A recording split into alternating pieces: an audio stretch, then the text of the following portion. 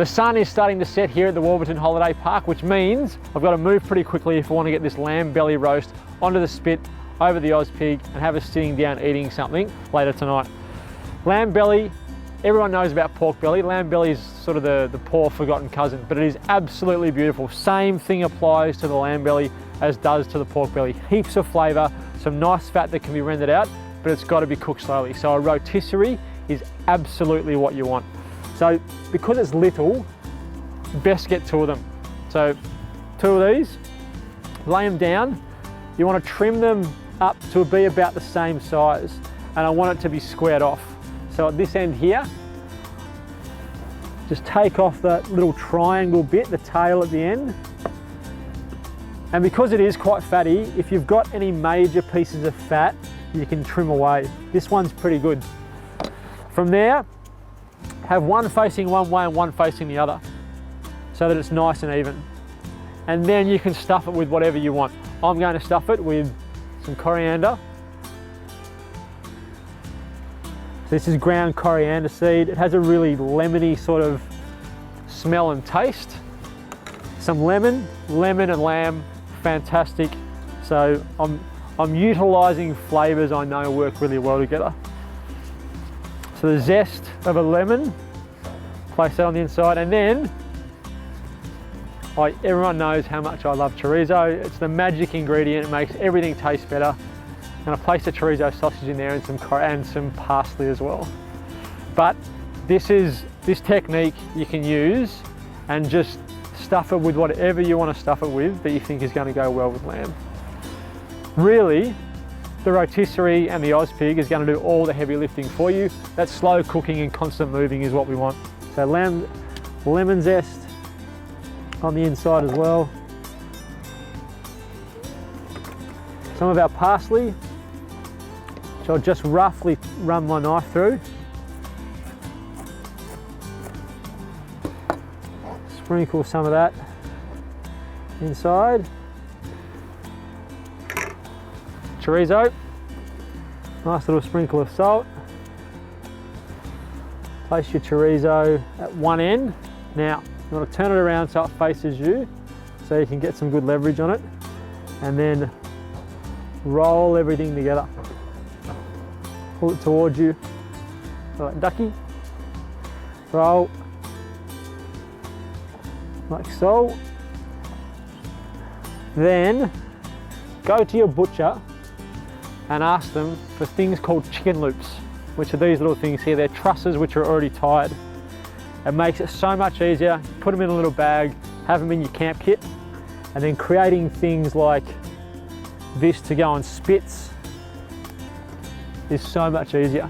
So just run, you probably want 5 of these, 1 in the middle and then 2 either side. A nice even spread. You can get different size loops and they're color coded on the size.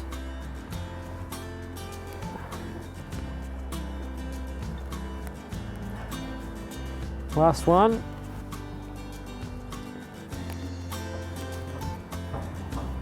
Then with your knife, because it's a little uneven at the end, just trim the edges up.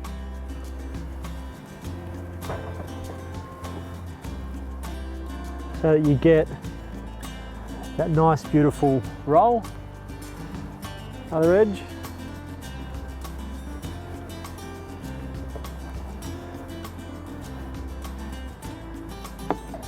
And then we'll pop him onto our skewer for our spit. So put one side of your prongs on, tighten that up.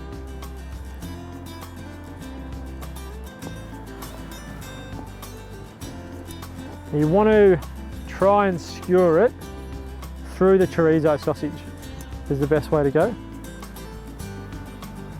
because that's going to give you something nice and firm for the skewer to hold on to.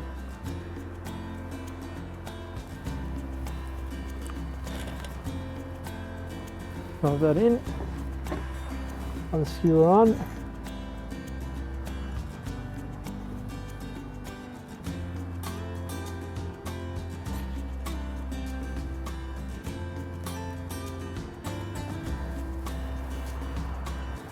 Tighten that up.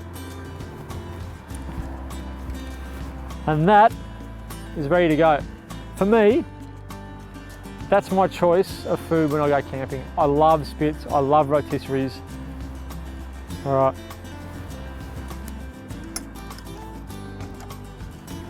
Moving on.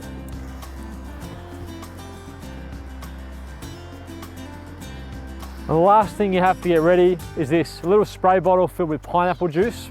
I love pineapple juice. Whatever marinade or basting you want to put into a spray bottle, you absolutely can. And it means you don't have to get a basting brush and keep basting with a basting brush. You can just give it a little spray every 10 or 15 minutes. And you've probably got about 4 hours till that's ready to go, which means I can sit down and have a whiskey.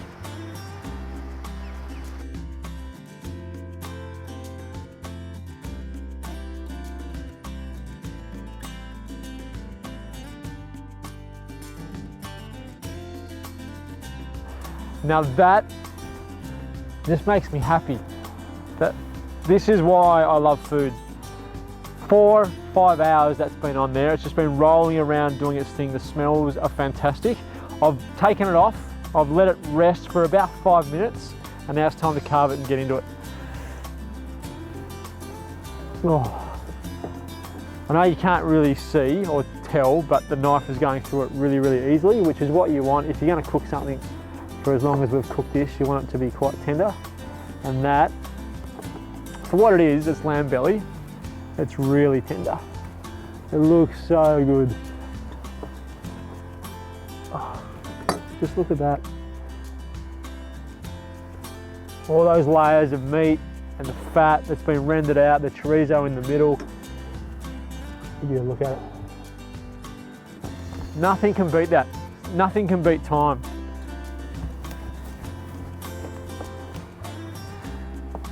So that is I'll give it one last little spray with that pineapple juice. This is the last base. Little sprinkle of salt.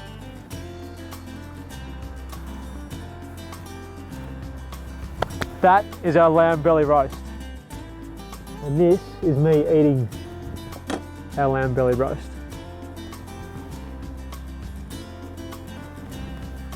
Oh.